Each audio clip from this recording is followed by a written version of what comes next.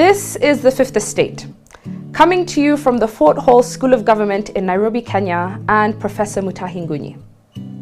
This Sunday, we will end the year with a public notice to Gema and a message of hope for the rest of the country.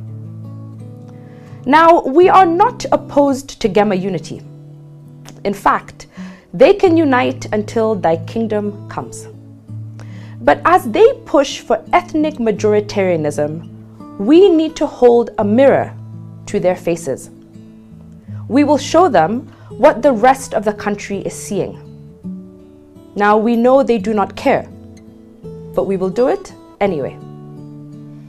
Isaac Newton taught us the third law of motion. He taught us that for every action, there is an equal and opposite reaction. If Kikuyus are uniting to remove Ruto, the reaction will be equal and opposite. If they are uniting not for love of the country, but for the love of ethnic majoritarianism, the equal and opposite reaction will kick in. The minority will gather around Ruto. If Kikuyus are 30% of the vote, the equal and opposite reaction will be 70%. The rest of the country will elect Ruto in a landslide in 2027. Not because he is good, but because Ruto will be a lesser enemy of country than Kikuyus. And this is how the 2027 election will become an anti-Kikuyu enterprise. Public notice number 2. Kenya is not a colony of Kikuyus.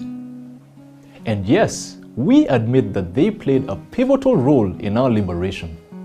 But truth be told, the country has paid them back generously. Jomo was in power for 15 years.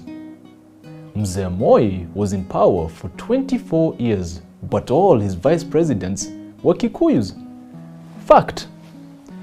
By 2002, Kikuyus were either president or vice president for 39 years.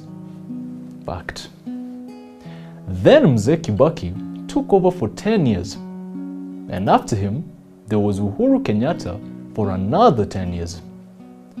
By the time Ruto took over, Kikuyus had been president